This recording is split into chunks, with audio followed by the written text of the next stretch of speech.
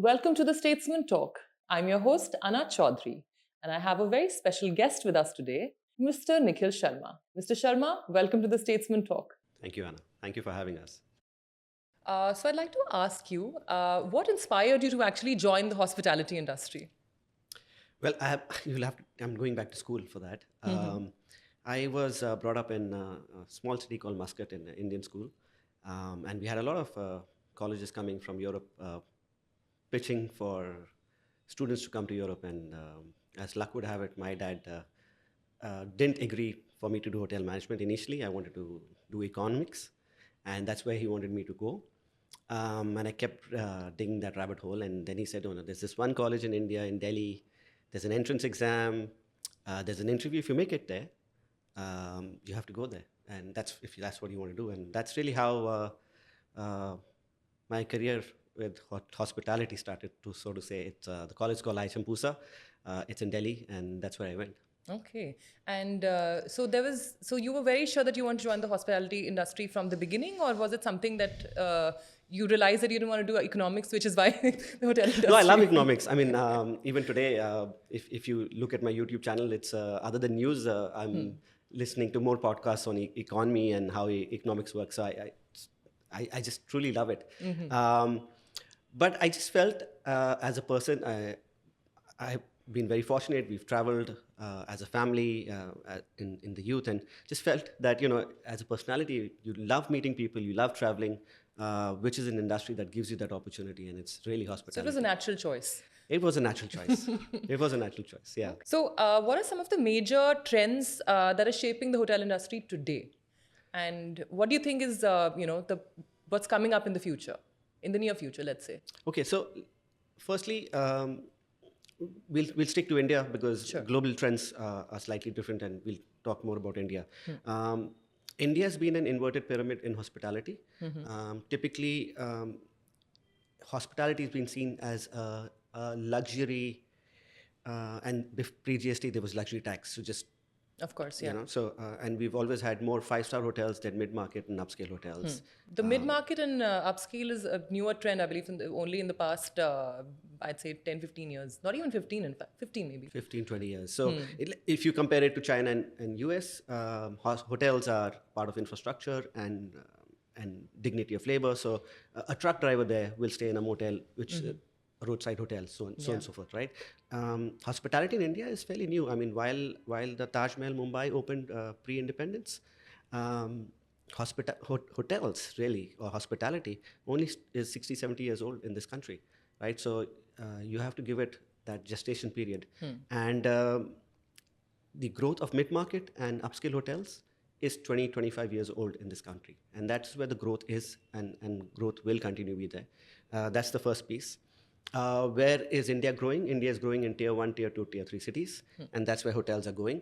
Of course, you will have a few luxury hotels, but really the mid-scale, upscale, upper upscale, budget economy, and that's where the growth will be. So India today, on a classified hotel room basis, is going to hit 250,000 rooms. Okay. That is less than the rooms in the city of Las Vegas, less than the rooms than the state of New York. So there is a huge scope to grow for a country that is of 1.4 billion people. And do you also think that, this entire trend of the mid and low, the hotels, apart from the luxury hotels, is actually increasing at such a pace? What do you think are the key driving factors for this? So globally, hospitality has luxury as 10% of the market. In India, that has been a large part of where we are, and that's why you're seeing now economy, budget, mid-scale, upscale hotels coming up. So as a trend, you will see more mid-scale, upscale, upper upscale hotels, which is really the 3, 4-star categories, base 5-star hotels coming up in most parts of the country. This other trend that you see is from metros, people in tier 1, tier 2, tier 3 cities that were deprived of hotels or quality hotels today have the opportunity to have hotels. So for example, in our case, we're going to be in 114 cities in this country. So it tells you that length and breadth that the country has to offer. And it's not just the top 40 cities that we would operate in. Typically, it's always been the Bangalore, Hyderabad, Delhi, Calcutta, Mumbai's of the world that have been concentrated on accommodation. So that's the first trend that I would speak of. The second trend, India continues to be a deeply spiritual country. Very true. Right? That's ingrained in our fabric. It's ingrained in our fabric. For most families, the first holiday they actually take is actually to a spiritual destination, and it's not to a hill destination or a beach destination. But that's more of the youngsters that tend to do that, or do you think that's a tier 1 city phenomena? I think, culturally, we are one community that has 3 generations traveling together. Yeah, very true. Right? I mean, and it's not only true for India. Even when you go to what I call Greater India, the Dubai, Singapore, Thailands of the world, where Indians travel out after Goa and Shimla, you will see grandparents, you will see young kids with their parents. So culturally, we love to travel in groups, right? And it's just ingrained in our fabric. I mean, yes, the family is becoming more nuclear and so on and so forth. But culturally, you see a lot of togetherness, which is beautiful, right? And that's where spiritual destinations, I guess, the belief in the faith. So as an organization, we are doubling down on spiritual destinations. We're in 10 cities, and in some cities, we're actually doubling down, whether it's Varanasi, whether it's Amritsar or Katra, we are opening more hotels there. We opened the first branded hotel in Ayodhya just before the Ram Mandir opened. Are there any incentives that are actually some worthwhile investments or opportunities, subsidies offered by the government that you think are actually helpful in setting up hotels and for the industry as a whole? Not in most spiritual destinations. So Tirupati, for example, right? The government doesn't give you any incentive today. But in Ayodhya, they did, right? Prayagraj, because of the Kumbh Mela, that's happening right now. To put up luxury tents and so on and so forth, there are some basic incentives that the government does give out, but not in general. And that's... Do you think it should increase? Well... Ideally, for whichever government is there, do you think it's going to be better for the economy and the country as a whole? Absolutely. Absolutely. So one thing that various hospitality, or let me just say trade organizations, have been pushing for is infrastructure status for the industry. That will hugely help the growth of the industry. While we see 2 states that have adopted it, one state, Rajasthan, is really leading the way in that, whether it's electricity, whether it's just the loan period that one can get, and so on and so forth. And Rajasthan as a state understands hospitality and understands hotels, right? I mean, it's a beautiful state which has really taken tourism and Atithi Devo Bhava to a different level.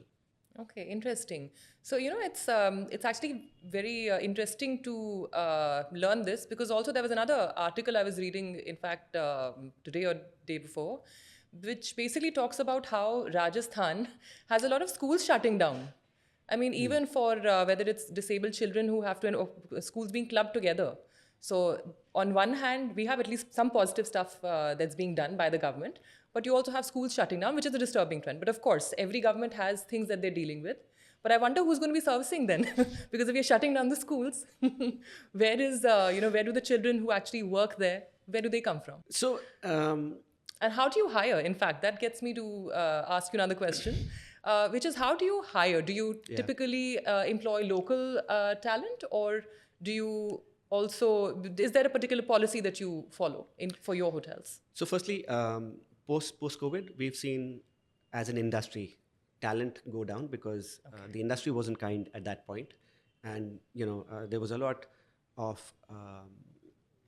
let me just say, negativity that people had around the industry because the industry had to cope with COVID and so on and so forth. Yes. Right? But the industry has really moved forward, whether it's flexibility, whether it's number of days of holidays, or whether it's multi-scaling for its team members, or even whether it's pay scale, right? And you're seeing that change in the industry. So that's the first part. So I see talent coming from various parts of the country, and actually reverse talent. So we opened. Could you explain what do you mean by reverse talent? I'll give you an example. Because we are opening in tier 2, tier 3, tier 4 cities, a lot of people who've not had the opportunity to work in the same city that they've come from, like a Siliguri, as an example, right?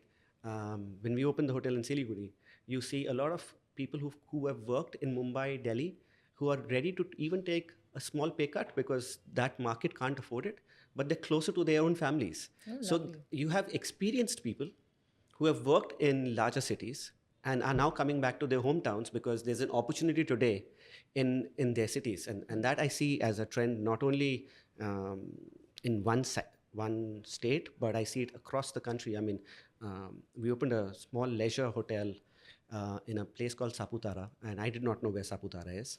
Where is it? It's on the banks of, actually, it's on the border of Maharashtra. Okay. Right? It's closer from Gujarat than it is within Maharashtra. But more than 50% of the HODs were women, which is phenomenal in a place like Saputara. And all HODs, families are in and around in the state of between Surat and Mumbai. Right? And because there's an opportunity today, somebody worked in Kuwait, somebody's worked in Bangalore, but they're all back because they can see their families more and just spend more time with family. And I think that's phenomenal. I think that's an amazing trend because I mean, I believe also some of the factors would be that it's cheaper to live with your family. The emotional support that you get is, of course, and we are an emotional lot. So that goes without saying. And yeah, that's interesting to know because normally you step out of your hometown to seek employment. Yes. And no one does it willingly. True. A lot of people don't choose to do it. True. You know? True. So interesting. I'd also like to know how is Radisson leveraging technology to enhance guest experience and improve the overall operational efficiency? It's a great question. So in the Radisson world, we call it Radisson Plus. Okay. Right? And it's a full suite. So whether it's a check-in, check-out app, you could globally use your app to open your room and so on and so forth. In India, we've in the testing phase at the moment. Also, in this part of the world, the government regulations are such that, while you can offer it on the app for your regular Radisson Reward members, but for every customer that's coming in, you can't do it because we don't have a Digi Yatra equivalent. Okay, so that's something that we are currently working on a side project. But if we can get a Digi Yatra equivalent for hospitality, it just makes life easier and seamless for everyone. Do I see technology, and probably that's going to be your next question, and I'm preempting it. Do I see technology replacing human beings in hotels? I don't see that. I just see hotels becoming more efficient, more experiential, and the front desk doing more stuff than just mundane stuff, which is statutory compliances, as an example. Okay. So that's how we are using technology. Of course, there's a lot more that we're doing, which is very technical, and So please share. We'd love to know. So one of the things that Radisson, I think, and we're definitely the only international brand, probably the only other domestic brand that, for example, has a Hindi website. Okay, that's interesting. Yeah, and we are seeing great conversions from the Hindi website. So we are actually entering markets, and India is a focus market for us from a global perspective. So those, while you may not call it technology, but at the end of the day, you need to make technology user-friendly and accessible, and this is one step in that direction. So for me, it's a great initiative, and I think sooner or later it will get more traction. Okay, that's interesting because the fact is it's a very neglected part because technology, the older generation also tend to have more of a difficulty with if I look at my father and other parents around, so they struggle with technology a little. I struggle with technology as well. So no, same here actually. Papa, if you're watching this, it's not just you. I'm hiding under the guys.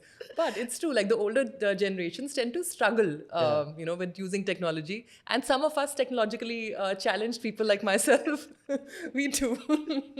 But, the fact that language is becoming easier, that you're also keeping in consideration the Hindi speaking belt, because that's a huge population and we are India. Yeah, absolutely. Could you talk about Radisson's growth strategy, especially in emerging markets like India or Southeast Asia? Sure. So in 2015, Radisson had hit 75 hotels operating in India, and India is the hero country, right? It's in South Asia, and I can speak about Sri Lanka and Bangladesh, but I think we'll stick to India in this part of the story. Also, please compare. It's going to be interesting to actually, have a bit of an overview, like a comparative analysis of how Sri Lanka or, maybe Bangladesh is slightly different. Maybe Sri Lanka. So India, for example, from 75 hotels, we are now 130 operating hotels. This year, we'll hit 150 operating hotels. In this calendar year, we'll open 20 hotels, which is not a mean feat. And the pipeline is extremely, extremely robust. Again, if I was to get into the detailing of it, Tier 1 is seeing shrinkage in our growth pipeline, whereas 30% has been Tier 1, it's now down to 20%. Tier 2 What's causing this shrinkage? Well, demand and supply. I mean, you can only have so much land in a Delhi, Bombay. Okay, fair enough. Right? Yeah. And the reality is in the next 3 to 4 years, there are no new projects coming up there. Right? But and the growth there is limited. So you will see ADRs or average room rates staying high in a Delhi, Bombay, Bangalore. Okay. They're not coming down because it's a demand and supply situation, right? So there is only so many more hotels coming in. The pipeline is very limited in a Delhi, Bombay, Bangalore. Okay. Right? So that ADRs in those cities are going to stay high, in my view. I think we will see a 6 to 8% CAGR growth in these markets, at least for the next 2 years. Okay. Tier 2, that's where the story is. Tier 2, 54% of our portfolio is currently in Tier 2, and the future pipeline, about 50% is in Tier 2. Tier 3, 10% of our portfolio is currently in Tier 3, and we are seeing it going up to 25%. So the growth story of Tier 2, Tier 3 cities, and them wanting hotels and international experiences is where the story of India is, and that's where the growth in the country is. And you are seeing that in other avenues, right? So if you look at internet penetration, today rural is growing at a much faster pace than urban. Absolutely. Right? So today they watch the same Netflix serials that you and I watch. Their aspirations are the same. Yeah. So that's really where India is growing, and that's where we need to be. And that's, in a way, service to the nation. Okay. And how do you think, like maybe, so you have Airbnb, you have OYO. How do you think that those are affecting the overall industry? Because that's a parallel industry that's functioning as well, if you look at it. So if anyone has a spare room, you can just, it's rent fantastic, it out. right? No, just think about it. I mean, for a country of 1.4 billion people, you have less than 250,000 rooms. In my view, that in the next 5, 7, max 10 years, we'll go to 1 million rooms. Wow. Right? But the numbers may seem large, but for a country of our size, they're still small. Right? And you need accommodations at all levels. You need accommodation at the base level, the economy level. You need alternate accommodation. Right? And they only will help the industry grow. So for me, this is just helping the industry and, in fact, ensuring that people have more avenues to choose from, which is fantastic. Which is always a good idea. Which is fantastic, right? So yeah, absolutely. It's great to see them. And you're saying despite that, the average room rates are going to remain static or increase in Tier 1 cities at least? Absolutely. Because your demand and supply is the same, right? Your demand is higher than the supply, and you are seeing less inventory come into, you will only see 2 new hotels, branded hotels in a micro market like Whitefield come in, right? But Whitefield's demand is only increasing, as an example, in Bangalore, right? I can go micro market by that perspective, but you're not seeing the same amount of supply coming in as much as the demand is growing. How does Radisson differentiate itself in a competitive market, especially in India? Well, I think Radisson, one of the advantages that I would say that Radisson has is that it's an international brand, but it's also a local brand. The recognition, at least, is very local. It's like Bata, right? I mean, most Indians would think that Bata is an Indian brand, but it's not an Indian brand, right? Wow, I'm definitely one of those Indians. Really? It's not an Indian brand, right? So I think Radisson enjoys that personality in the country of recognition. We continue to be in the upper upscale segment. We've launched our first luxury hotel. It's called Radisson Collection. And let me give you an example of what I mean. So, and that's a 212 key hotel, right? Srinagar. Last year saw 1 crore tourists come into Srinagar, right? From a branded supply perspective, there are 2 other hotels that exist in Srinagar in the 5-star category, both combined at 200 keys, right? So from a branded supply perspective in Srinagar, in the 5-star segment, you today have only 412 keys. And we are 50% of that market in the branded supply segment. Okay. Right, so it just tells you the scope that is available in our country, in our cities, and Srinagar is a hugely touristic spot today, right? Because it's also the gateway to Kashmir, and if you're course. going to Pahalgam, Sonmarg, anywhere in Gulmarg in Kashmir, you have to hit Srinagar. So yeah, that's one of the things that we are concentrating on. So Radisson Collection is our luxury segment that we've just launched.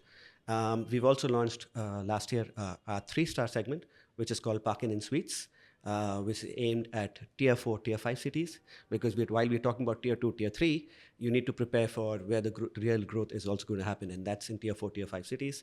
Of course, those cities can't take large inventory hotels. They'll be mostly about 70 keys or so, with limited banqueting. But social is an extremely important part of hotels in our part of the world. And I would distinguish it with, when it comes till mid-market, you see less banqueting space.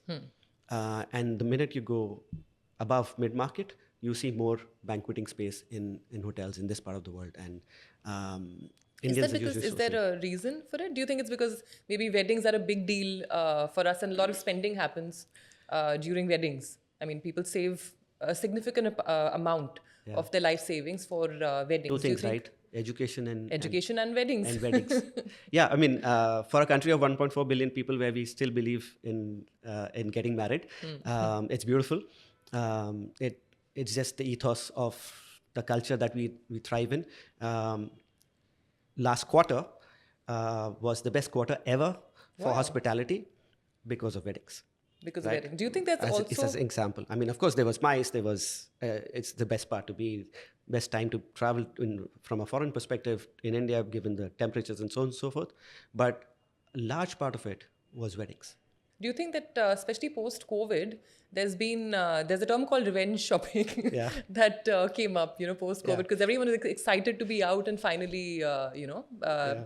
have the option of going out and buying, consuming. Do you think there's something like that that's happened in the wedding sector as well? That you see, as you mentioned, that there are more weddings happening. What do you think suddenly caused this? I think there's a shift in the mindset, because what happened is hotels became affordable during the pandemic, Yes. right? And that mind shift happened, that instead of doing it in a Ahuja farmhouse, can I do it in a Radisson hotel? Okay. As an example, right? And that mindset shift was a big shift. Weddings were always happening, but I think hotels became more affordable, or more return on ego, whichever way you want to put it. But it was a welcome change for hospitality, because weddings really took off. I mean, 50% of our revenues come from F&B, and 80% of that 50% is really social. The rest is, the 20% is the pharma, the MICE, BFSI, FMCG, but majority of it today is social. So, what are some of the challenges that Radisson faces in maintaining its reputation and expanding its presence globally? Well, the challenges are similar, right, for everyone. From a social perspective, you have to be there more present today, because you have customers who are not happy with you in a hotel, and then they will go on social media and make a post about whatever they're unhappy about. So you have to be more proactive. You have to react. You have to make sure that the service recovery happens. The focus on customer engagement has to be there. Social media today is just another medium of them speaking their voice, rather than asking for the manager at the hotel. It's just easier to use it on my phone and post it, and then somebody will react from the hotel. So that's a medium. The way I look at it, we need to be present there. Okay.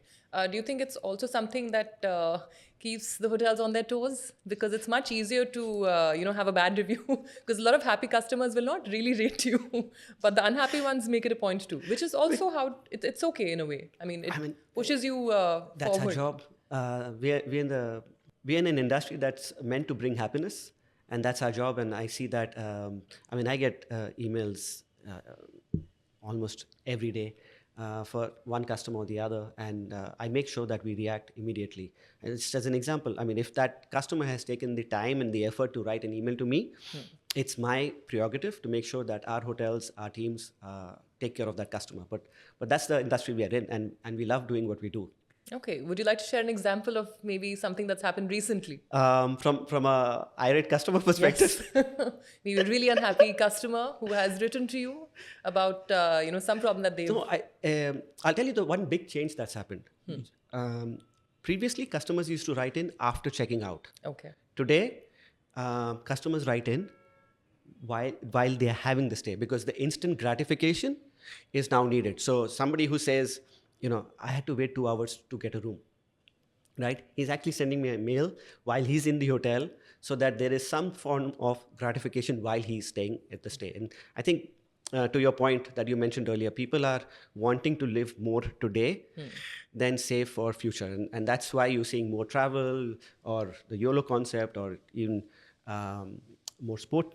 I mean, The perspective was changed you're basically. seeing more people traveling for rock shows, right? I mean, I know people that travel for Diljit Dosanjh show across the country, literally. True. Coldplay is happening this weekend, and people are traveling to Ahmedabad from Delhi to watch Coldplay. So you're seeing, and as a result, our hotels are full up, right? A hotel in Ahmedabad would never get full up because of a rock show, right? But you're seeing that change in travel, you're seeing the change in trends, and those are the trends that which are great for hospitality, actually. So, what are some of the most significant lessons that you've learned in your career overall?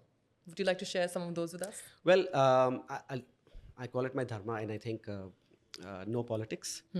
Don't throw people under the bus. Only agenda is the company agenda. Those are 2 or 3 things that I try and follow. Of course, have trust, transparency with the team. Extremely, extremely important. And trust is the coin of realm in my case. And that's where I'd like us as an organization, as a team, to be more collaborative, better camaraderie, and move forward, because only then does the team move forward. And what do you hope to achieve during your time with Radisson? And how would you like the group to be remembered? Oh, that's a legacy question. Well, so firstly, I don't think the group is going anywhere. But your contribution, what's your vision for it? So my vision for Radisson in this part of the world is that we become operationally and commercially sound. So I'll tell you how I would look at it, because we're in the people industry. We focus on people, which is our people, who ensure that there's efficient sales, resulting in operational efficiency, resulting in profit. So PSOP is what I would call it. Focus on your people, who would focus on your sales, make sure that operational efficiency is there, and you'll get your profits in. It's as simple as that. There's no long mantra, but really it's focusing commercially and operationally, because you need to be competitive, you need to be relevant, and you need to be out there in these markets. And that's really where Radisson is going to be. I can tell you with our pipeline, and we'll hit 200 hotels very, very soon. It just tells you the length and breadth that this country has to offer for a brand like Radisson, which is an international brand, and the dominance that it can have in a country like India. Okay. And could you also please tell us some key differences in the Indian consumer, like the Indian customer versus, say, an international customer or traveler? The Indian customer is far more demanding, and it's because it's cultural. Because we come from families where, most people have domestic helps, Yeah. and the domestic helps are in multiples today. And it's cheap and it's been available. Labor arbitrage in this part of the world is lower, right? So we are culturally accustomed to people helping us. So you may go on an Indigo flight carrying your own luggage, but the minute you enter a hotel, you leave your luggage and you'll expect assistance. You won't have the same behavior the minute you enter a hotel, right? So culturally, Indians, when they walk into a hotel, think very, very differently. And I think that is evolving, but You want a far taste more of demanding. luxury. That's why that's also a mindset that, okay, Yeah, I I'm not mean- at home. I'm not at home. I don't have to carry my own luggage. Yeah, Maybe. but yeah. I mean, but I'm just saying it. So you're seeing that evolution. But are we becoming more understand when we go abroad and we don't get the same service? Yeah. We We accept it. Like, it's fine. accept it. We accept it. But the point is that I think we are getting accustomed to it to a large degree. But do customers accept it today in this part of the world? They don't. Can I take it away today? I can't. Can I say that I will charge you the rates in European hotels and give you similar service? I can't do that, because culturally this country is different from Europe. Yeah, and as we an expect a lot more. Absolutely. I mean, and the other way of looking at it is that, because the labor arbitrage is lower, and 800 people in this country are youth below the age of 30. It's employability, and it's an industry that has easy access to employability. You don't need to have a PhD. Yeah. You could even be a 12th pass, and you could still end up working in a hotel. You could start at the front desk. You could start in F&B, and so on and so forth. So the opportunities to work in this industry are far more, and it is actually the second highest employed industry in the country after agriculture. So from that perspective, there is only so much more that we can actually offer, and I see that in that light. See, coming from the hospitality industry, the hours are hectic. Yeah. When everyone is celebrating, say, Diwali, Dussehra, New Year's, you guys are up and working. And that comes from anyone who's associated to the hotel industry. So does it, in the long run, initially, of course, it's exciting, but in the long run, do you think it takes a toll on, your overall mental well-being, overall life, social life, personal, everything? Do you think it takes a toll? So there's a lot of talk on work-life balance, right? My personal view is... Do you believe in the 90-hour work week? I'll tell you what I believe in. Firstly, if you want to be successful, there is hard work. Of course. Right? There is no two ways about it. Yes. And you have to be at it continuously. You cannot impose your work culture on a larger team. Yeah, your work ethics may be different from others, which is Absolutely. fine. And that's where it needs to be. I truly believe that you need to work out your work-life balance. Given, for example, I travel a lot, right? So there's only so much time with family that I end up including with the travel. There's some times that I'm traveling on weekends as well, right? But it's, in my case, I try and make sure that I'm there for those important events. We have our dinners together, and so on and so forth. So it's how you balance it out, right? And to each his own. And the reality is, the higher you go, the harder you have to work and be at it, right? So that's just what it is. So that would be So that would be an answer to the 90-hour work week question. But overall, do you think that the field itself, so the hospitality industry, if you're a part of it in any capacity, you do have different hours, yes, and you do have to sacrifice a lot of holidays because. See, on a weekend where the rest of us get to relax and meet our friends and spend time with family, you guys are up and working. Weekends are not your own. They're super hectic. Yeah. So in the long run, I'm sure there would be some, Which is true, but people grow, right? That's one. How do you navigate around it though? And so I'll tell you how it's happening in other parts of the world, and there's some learnings for India, for example, right? The whole gig economy, right? Currently, because of statutory compliances, we can't have part-time somebody working 4 hours, for example, right? In a hotel, it has to be permanent, yada, yada, yada, right? So that's one thing that I think the industry will levitate towards, of course, working with the government and making sure we are in compliance. But it's inevitable for the gig economy to come into hospitality. Right, so somebody who is studying in a college can do 4 hours, get paid for it. The hotel gets serviced, and so on and so forth. From a mental well-being perspective, organizations like Radisson have apps and supports and training modules and so on and so forth for people. We also have helplines and so on and so forth for anyone who feels they need that assistance. And coming to festivities. It evolves. There are some festivals that you can be a part of, but there are some festivals you can't be a part of. But at the end of the day, we have a job to do, and we're in the business of providing happiness. And yeah, that's really it. Okay, so you take it, with a pinch of salt that this is the job I've decided to, and these are absolutely okay. Absolutely. Amazing. I wouldn't get into that. The hotel is a family piece. Yeah. It's very cheesy, but the reality is that we've chosen this field, right? And we love what we do. That's why we're in this industry. So absolutely. So I'd also like to ask you, see, salaries have not increased in proportion to, the rest of the industries, so to say. So what do you think is the reason behind that? And do you see any relief in the coming years? Also, what's caused it? What do you think are the main contributing factors to keep the salaries low in proportion to, So says, I'll give you an example Yeah. actually. Yeah. So someone who was say earning maybe like a 50K like 5 years ago is continuing to not really significantly make much more in who's associated with the hotel, and especially for the lower level jobs. So why do you think that's it's causing it, and what do you think can be done better in that regard? So firstly, it's a great question. And the industry is usually labor intensive, right?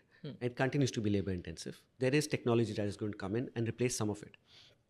A lot of hotel companies during the pandemic realized that they had let go of their staffing numbers and were at much higher staffing numbers. Are there efficiencies that have been brought in after that? Yes. Are we as efficient as we should be? A lot of us have let go and put on a little bit of belly fat in that mid-level managers, and that's what we need to watch out for. But because today revenues are higher, staffing numbers are lower, you are seeing most hotel companies pay far better than what they were in 2019 and 2018. So that, and you will only see that getting better. Of course, at units, brands like us have a 6-day week monthly off, right? Instead of just 4 days. And those small tweaks, more flexibility in work-life balance in your timings and so on and so forth. At the corporate office, of course, there are different shifts that people can come in. It's not a 9 to 6 per se. It's got to do more with the quality of the work that you have. Personally, for me, it doesn't matter if some functions are working from home. They don't need to be in the office. Of course, we are an industry that feeds off each other from an energy perspective. They will be in the office on some days, but do they need to be in office on all days? So my last question to you would be that what's the advice that you'd give to young professionals wishing to join the hospitality industry? It's a great industry, firstly. And I'm not talking about the glamour part, right?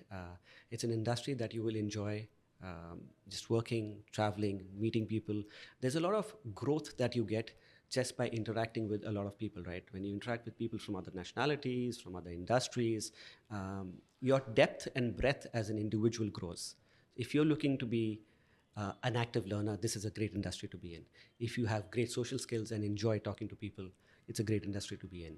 If you love traveling, it's a great industry to be in. So for me, I would say join hotels. There are not too many industries where actually you start as a front desk executive and go on to become general managers of hotels or even managing directors. So while I started, I'll very quickly tell you my journey. While I started at Taj Palace as an HOMT, I was a glorified front desk assistant, right? To grow from a front desk assistant to the managing director for Radisson Hotels South Asia is a beautiful journey.